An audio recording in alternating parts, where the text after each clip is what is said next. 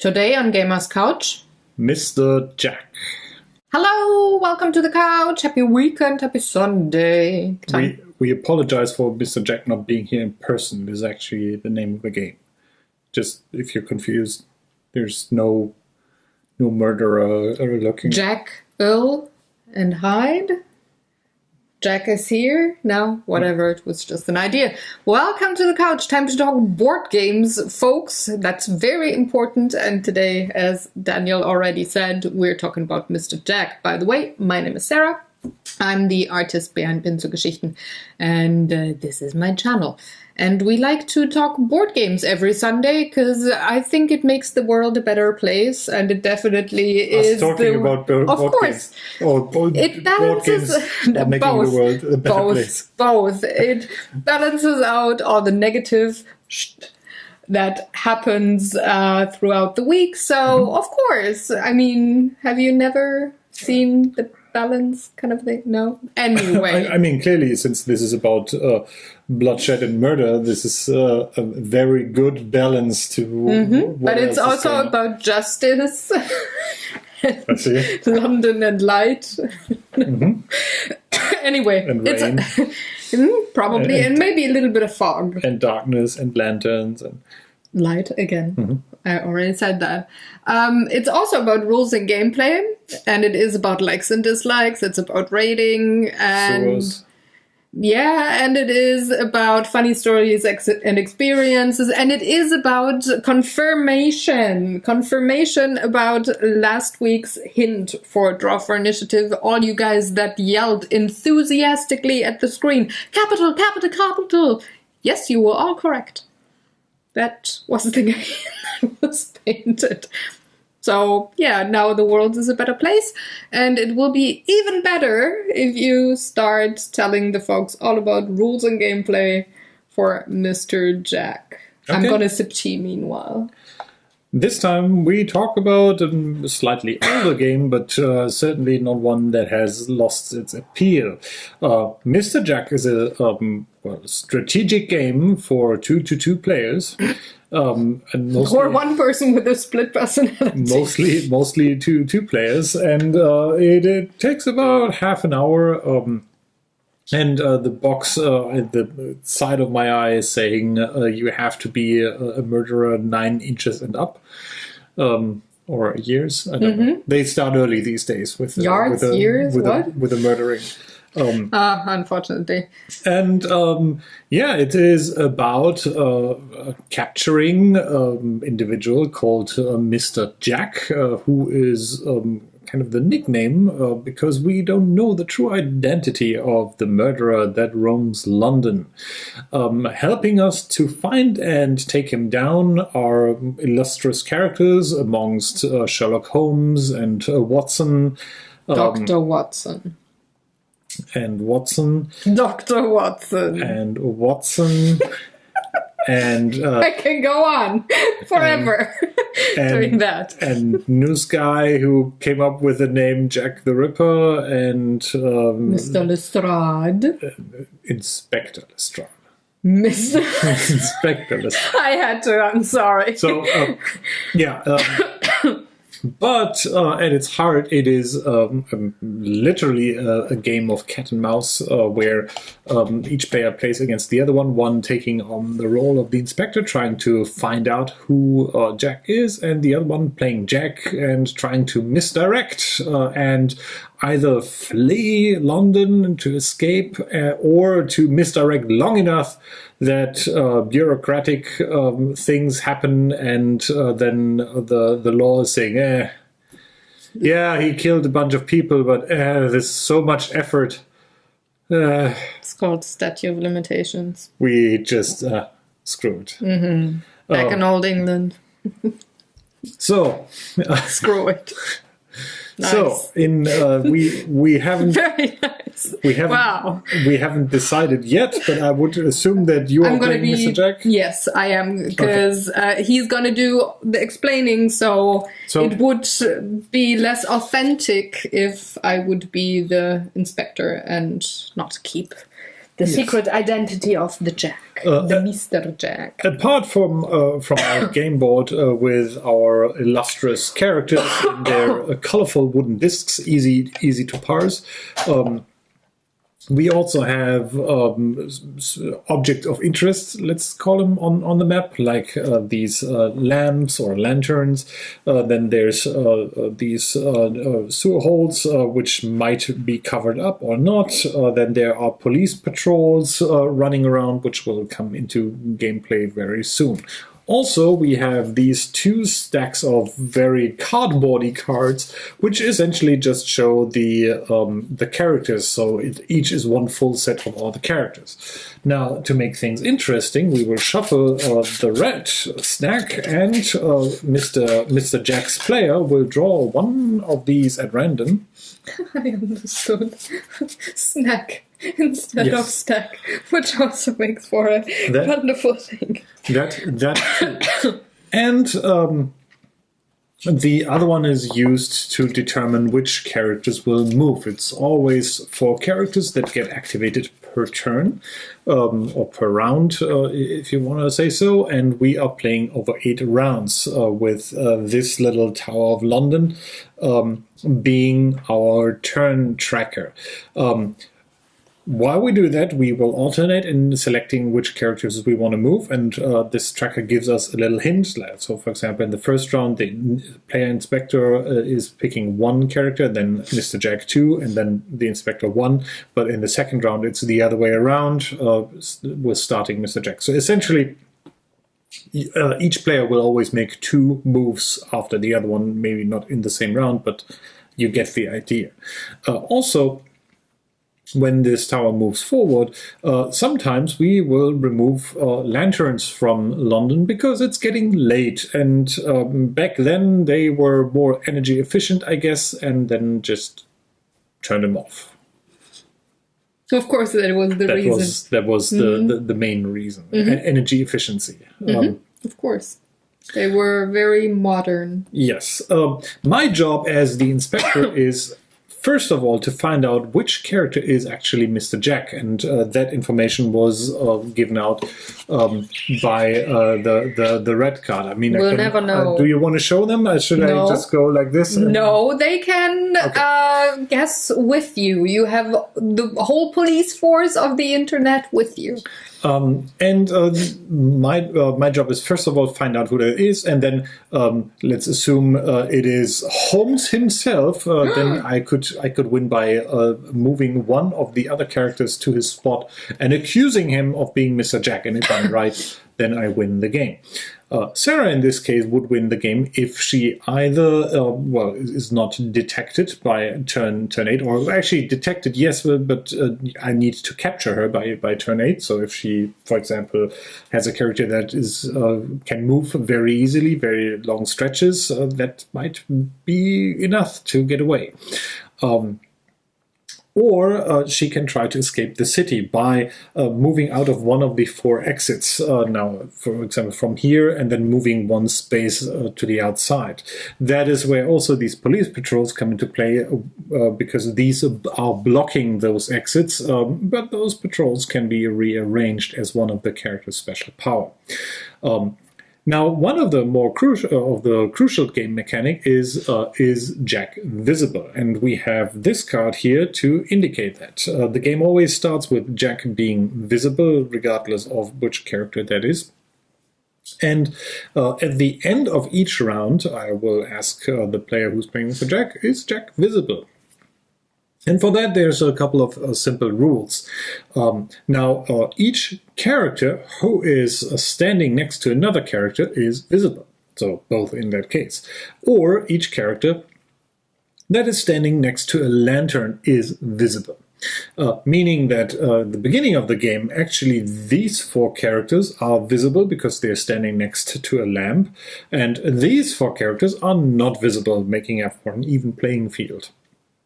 Now, at the end of the round, if Jack is not visible, would flip this over to indicate that, which also gives me a good idea, or if that would be the case, if this would be now the end of the round, I would immediately know that these 4 characters cannot be Jack, because they are, They don't know Jack. In the light, meaning I could turn them over to the side that marks them as innocent, and making my life a little bit easier in memorizing how that works.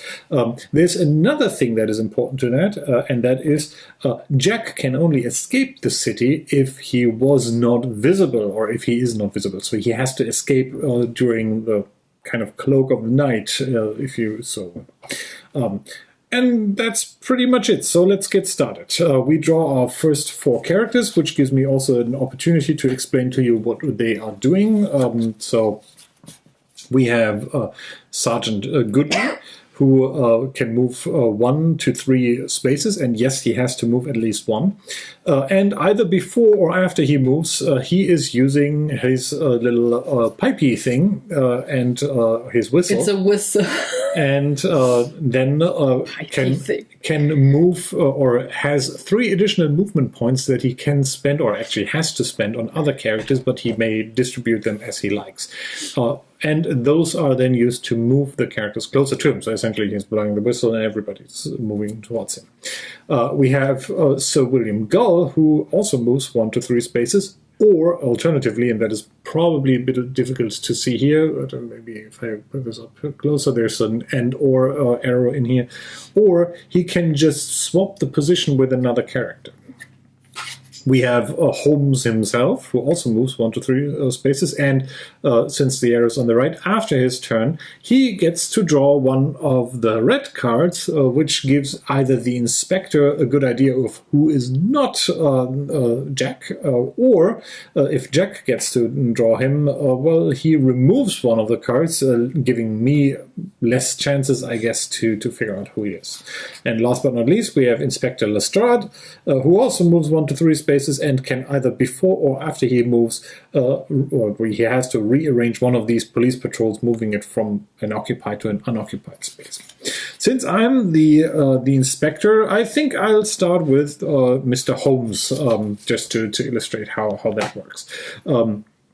So I get to move him first. I think I want to move him, and by doing that, I think that is also a good way. These manholes can be used to instantly travel to another one.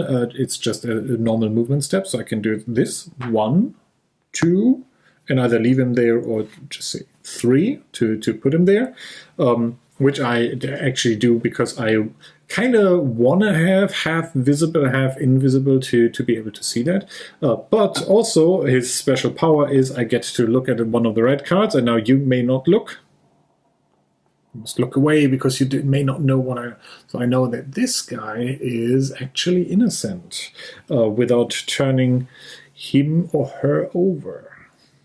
Now Sarah gets to pick 2 of these, any order she chooses. I want the blue and the pink. First, going with blue, he can go up to 3 spaces.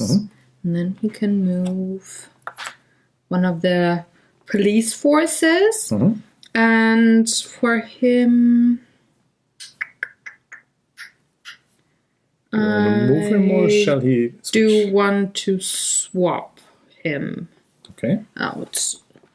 Something like this. No, he was here. I see. Okay.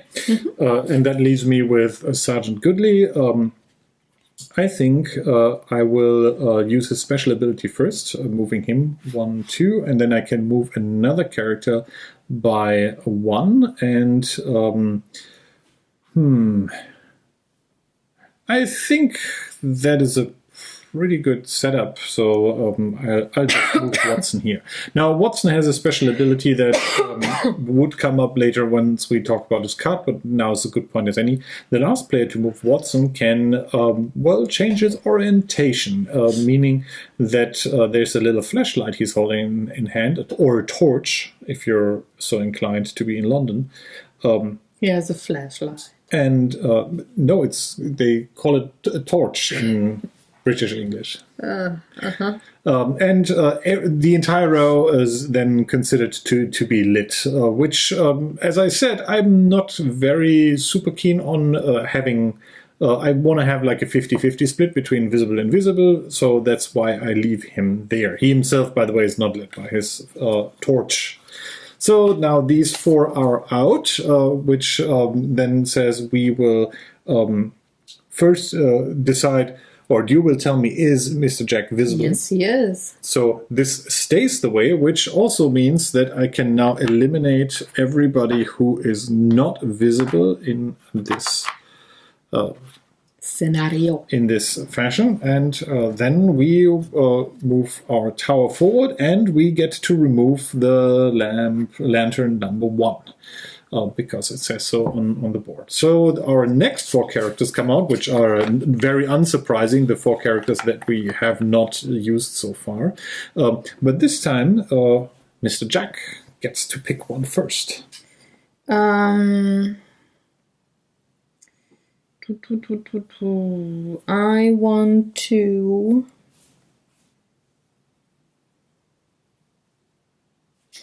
use him, and he will move a pothole. Is that either or? I forgot. Yes, it's either or. Before or after you. Oh, okay, so I can move. So that would be 1, 2, 3, and then he removes a pothole and puts it somewhere else, and he's gonna put it up here. Okay. I will use John Smith to move him in or from the light. Well, I think just move him 1, 2, 3 up here, and then his special ability is to move a lantern from a used space to an unused space. So I think I'll move this one over here. And then, as a second thing, so currently I have 2 non-visible, 2 visible, and the green one can only barely change that by moving there and making someone non-visible. I also have to consider that I kind of want Mr. Jack to be visible, because as long as he's visible, he cannot just simply run off the map and do something. Also, you want to have people close by to be able to do something. So what I'm going to do is, I think it doesn't matter. I think I'm picking Watson, moving him here, and just torching off to the other side, and that leaves you with green. She can go through walls. She can go 4 spaces. She can go 1 to 4 spaces, which is special, and she can pass through obstacles, which is essentially every space that has this darker shade of blue. 1, 2, 3, 4. Something like this, for example. Yes. And again, we ask, is Mr. Jack visible or invisible? Is. So that means it cannot be him. And we turn him over, which still leaves us with 3 potential suspects. We move, and we remove lantern number 2. And we do the old shuffling. Do it well.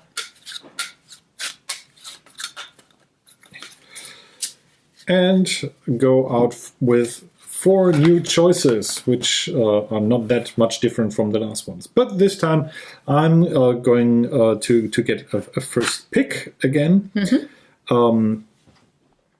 And I think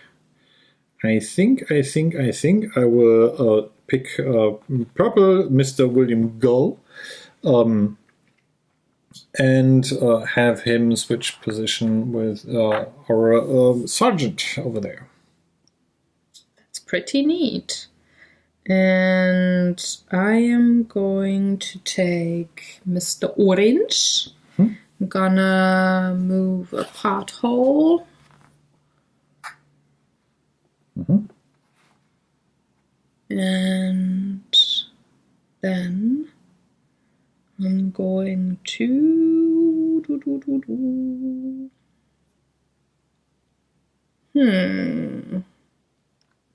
Difficult. I'm going to take Watson. And he will go 1, 2, 3. Okay. Which leaves me with Miss Stealthy. And thanks to Sarah, she gives me a chance to actually find something out this turn, because I probably would have picked her and tried to chase after him to make him visible. 1, 2, 3, 4, because I actually want to stay close to opportunities to be able to capture someone. Wow. So spoken like a true politician. Is Mr. Jack visible or invisible? He's invisible. So now we flip this over here, which immediately tells me that these fine gentlemen are not Mr. Jack, which I wonder who could it be. No clue. And now we get into the next turn. We actually remove number 3, which isn't that much of a thing anymore. But I'm choosing first, right? Yes. So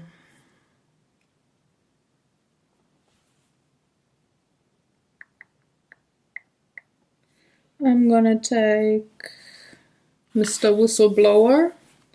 And there's up to 3 spaces that I can pull people to. You can move him first also if you want to. Oh, yeah, why not? 2 there, and then up to 3 spaces. 1. And she goes something like this, right? Okay. Yep, that's Mr. Black. Let's see. I don't think that I actually am able to get to you this turn. But maybe I'll be able to do that next turn. So I might have the plague. You might not want to come too close. I'm going with Holmes first. 1, 2, 3, and technically I have to pick one. And surprise, this gentleman is also innocent. Innocent. That is the correct word for what he is. And then I'm picking Lestrade. Do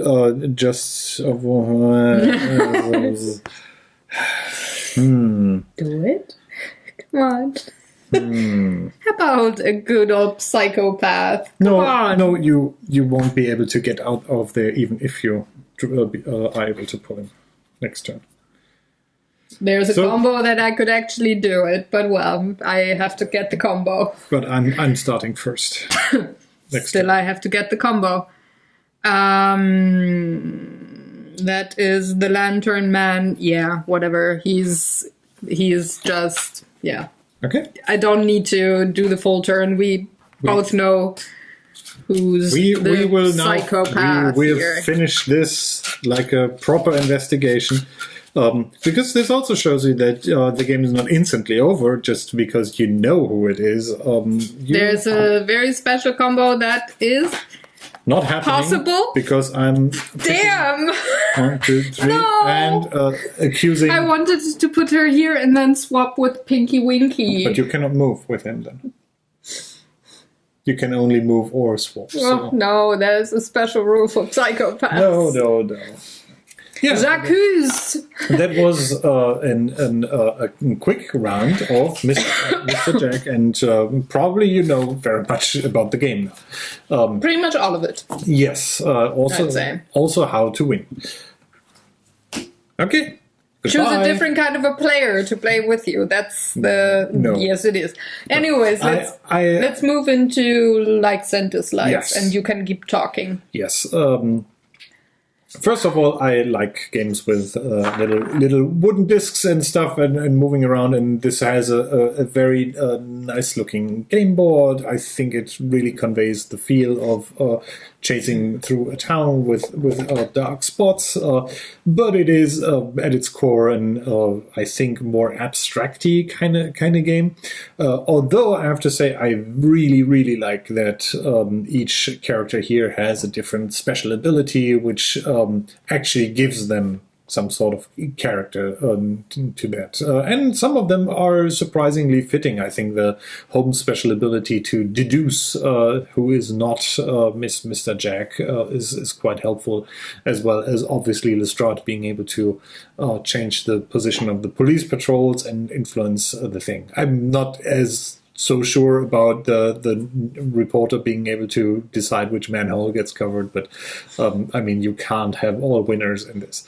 But it is quite fitting if you expand your view on journalism, reporting, and also the thing called gossip or TMZ and such. So he's definitely more the TMZ guy instead of the proper. I mean, he's the journalist. He's the drama YouTuber of the 1800s. Or something like that. So his ability to then have a second job and do some construction on the manholes. That's actually kind of fitting if you think about it. It's just a little broader scope. It's just going to be, I also have to say that I very much growing up liked the game called Scotland Yard, and while this is very different, I get the same kind of feel from it. This way you have to hunt someone down, or one player has more information than the other, and trying to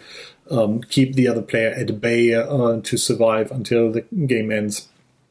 I very much like that. Although I have to say, this might be more experiences than opinion, but the game to me feels like Mr. Jack is having a little bit of a harder time.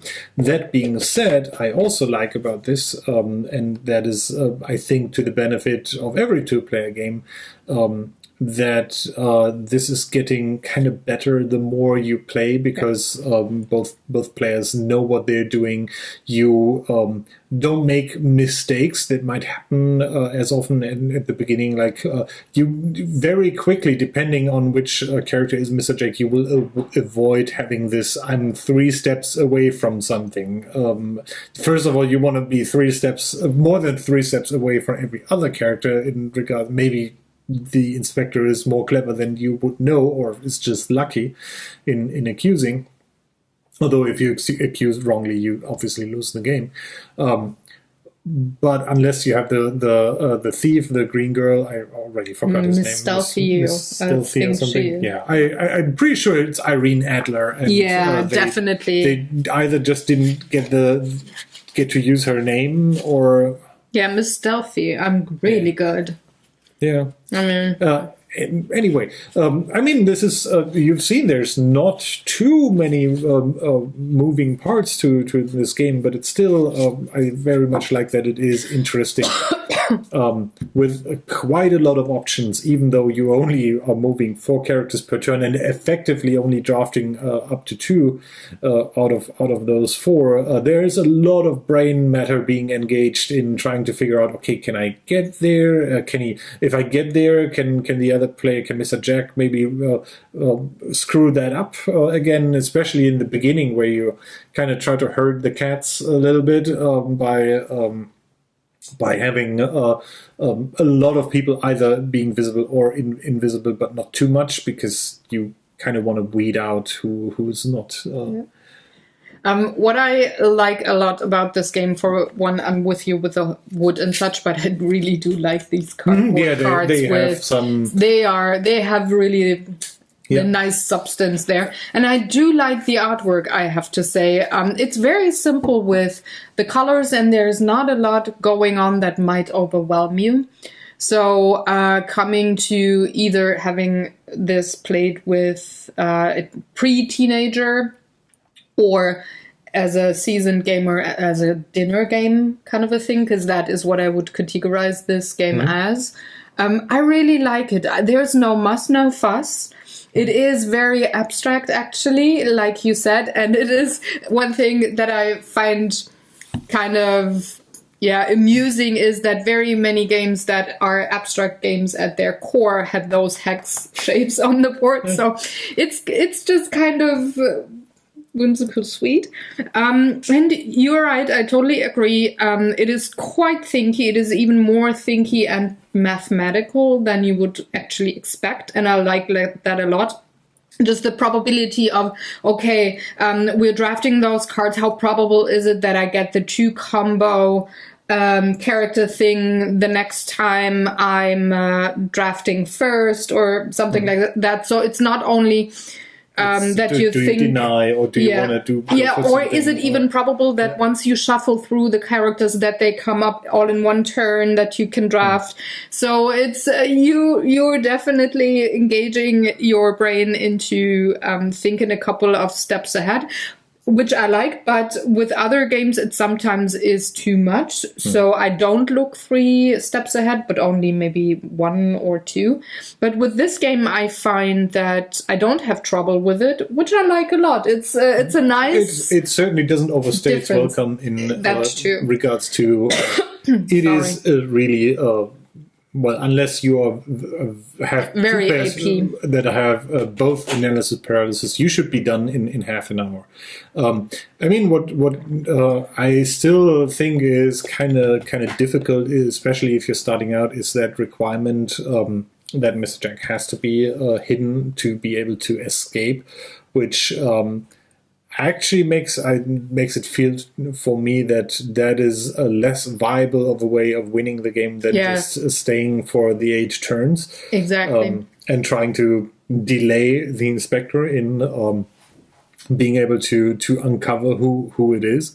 And then maybe being able to run away or cut off paths and such stuff. Or forcing him into accusing the wrong person. But I totally understand why that is the case, because otherwise Mr. Jack Bear would just say goodbye and then run off. See, I was here. I was just waiting for the lantern to go. So...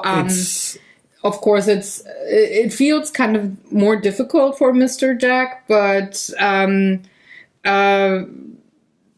you actually just have to wait out. You can run around the board in circles and just... I mean, the thing is that you, first of all, have to have him hidden, and also then have to be able to move him the next turn, because it could very much be that... we had that. That, yes, he's hidden now, but he's not part of the next turn, and that could screw you over... the next 2 turns if shuffling goes really badly. Well, you should be... No, if you get him, or you just played him, he's just now in the dark... You start shuffling and he's not going to come up, and then he's going to come up and he's picked by the other player, or you don't have first draft. So you're screwed pretty much. That's what I meant with a lot of probability math work going on in your head. But still, it's in the long run, I have to say I definitely would just put it on the table as a dinner game, because it is played fast and it's not a lot of fuss to set up. It's all, I was about to say, there's even though it has a quite big board for a 2-player game, it is rather quick to set up. I mean, the manual, and that is also something I would count in as a positive, comes with this fold-out plan that shows you where the starting positions are. And you either want to choose this camera and have it in frame, or flip it and have it in frame. So if I hold this up close enough, then we just set up the board. You can't see the board. I have definitely flipped to the other camera already.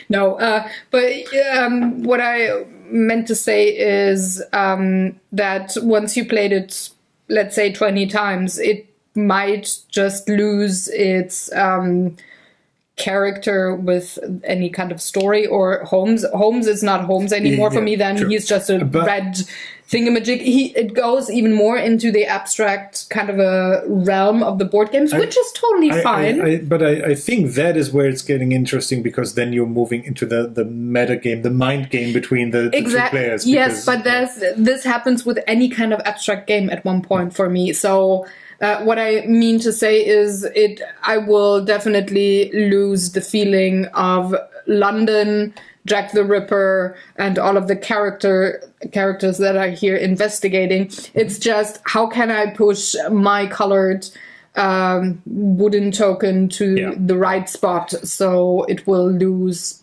some of the story character there in the long run. And I might call this a minus for a different game, that mostly the board is almost, you would say, it could be conceived as boring because you have a lot of gray on there. There's not much going on color-wise.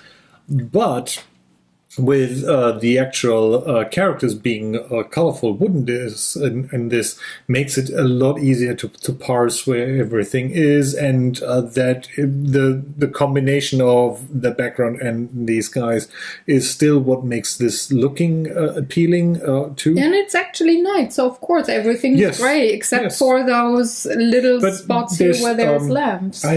I don't know what the English title of this is, but there's been another game when I was a kid called Heimlich und Co., which was also a very gray game with agents that were colorful, that were going around, and that is also one of those games where you don't know what character the other players are playing, but you want to win by moving all of them around. So this has a similar feel for some odd reason to me, because it has maybe the same color scheme and these different agents and you're all moving them around and try to win. And trying to deceive. I mean, the inspector's obviously not trying to deceive, but Mr. Jack is trying to do that. Yeah. And I've got to know Mr. Jack Pocket from the mobile version, and actually enjoyed that as well. But I see that this is more of its own thing. I think there's enough differentiation between Pocket and this one to justify having this, especially since this is kind of... Pocket is like the travel thing that I want to carry around, but then again, if I'm traveling around, I probably would bring a different game. Not that you would bring a console. And this is more what I would want to play if I'm sitting down at home and playing a 2-player game, over a small travel game or something like that. So that is why I probably, if I had to pick one to have in my as a physical board game, then I would go with this over Pocket. Although obviously your mileage may vary and your preferences there. True. Shall we do the thumb action? 1, 2, 3. I really like it for a dinner game. I also really like it. I'm just giving it a slight thumb there. Maybe, I mean, not maybe, it is personal preference. I can play maybe 2 rounds of this, maybe 3, and then I want to play something light. It's maybe... And now I know why you won so often, and that transfers into funny stories and experiences. I would have had to force you a little more to have more chances, because you were a shark. And it didn't matter if you played Jack or the Inspector, you were a shark. It did matter. It was a little more difficult for you to be Jack, that is true. And I did beat you. I think I was Inspector when I did beat you. But you are a shark nonetheless at these games. And I was thinking, okay, maybe, of course, it's the opponent. Maybe choose a different kind of opponent to play with. But I should have just forced you to play one more round that evening to wear you down. And then I can go in and do the winning.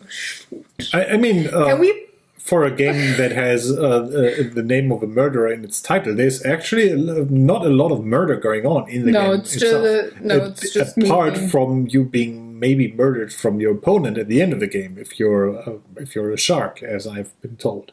I didn't murder you. You sit here well and survey healthy. Says that I'm not going to murder you. I'm just going to chain you to the chair, and you will have to play 5 rounds without your hands. No. You can move your hands. That's no, I'm not that bad, but I will keep you at the table for 5 rounds, and after round number 3, you will just have a meltdown, and then we have a fair game, because then I see. The shark is gone. So I was... I don't remember how many rounds we played. Was it 4 or 5, something like that? Not all in one evening, otherwise I would have won way more often.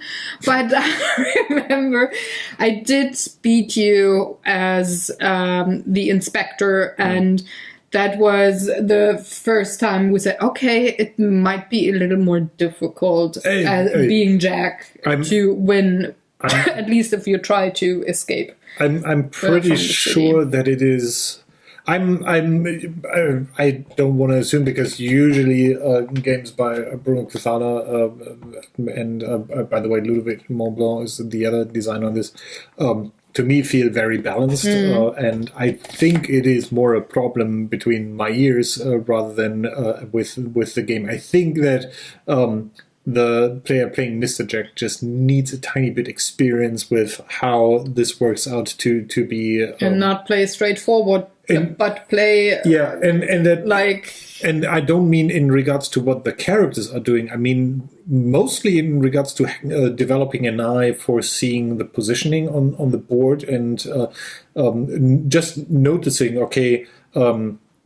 I can get to that place, but then usually you will end up with this, or that happened to me quite often as Mr. Jack. Is like, I could try to flee, but the problem is I'm always one space short. It's really frustrating in that regard. So you must kind of develop an eye to see where to position yourself. And then also, while you are doing that, consider that maybe the inspector is also kind of getting the hang of it, and then you end up... So you always play with new players only, and then you have a great experience. No, what I'm saying is... I'm making fun. Then you're moving into the next stage, where you move the character that is maybe innocent somewhere in ways of... Yeah, to make him look, to be the patsy and look suspicious. And that is what I meant with you just don't have to play straight forward when you're Jack, but pretty much move everybody else, but not your character, for example. That's also why I like this guy, the sergeant, because that is one of he's disruptive. That is one of the character abilities that is incredibly useful as the inspector or as Jack. But especially for Jack, because I like to move him, and then I move him, and totally nonchalant, and this, and it'll work out. And, I don't know what else to do. And he's going for the exit, maybe. You don't know. True. So it is way more. It's way more a mind game between the players than it is actually with the discs on the board, and it was the same feeling every time we played. So I like that it is part of almost like a gaming component. The meta game between the players. And when I say I liked Scotland Yard, the thing why I wouldn't want to play Scotland Yard as a 2-player game is because it's taking a little bit long. This is really very good in terms of pace.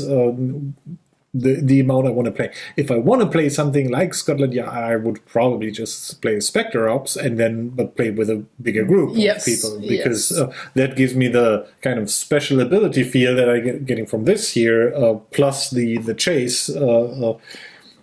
I'm very much with you there. I never played Scotland Yard, but if it is anything like Incognito from the game the play feel, then I would definitely enjoy it more with more than 2 players. It is a little bit different. I mean, Scotland Yard is one player is playing Mr. X and moving across the board, and you only get the hint what way of transport he's been using. So you see, okay, he used the bus here, he used the tube there, and then you try to figure out, okay, these are the only spaces he could have gone to, and try to figure out how that works. It's similar to Fury of Dracula in that regard. I haven't played that. No, but you've seen the play of Fury with did I? on tabletop. Yes, you did. Oh yeah, I remember. But, yes, yeah, but it's both. All those series is very similar mechanic. Yeah. But yeah, that's what I mean with this. Feels like that, but it isn't that, and it's a little bit quicker to play. Which is, I think, this game is from 2006. Look at the back of the box. I mean, does it say? Do you have a? So this says 2016. So this doesn't help. But I think I saw. I was about to say that maybe it is the reprint. The original was something in the 80s, if I remember correctly. No, that would be really.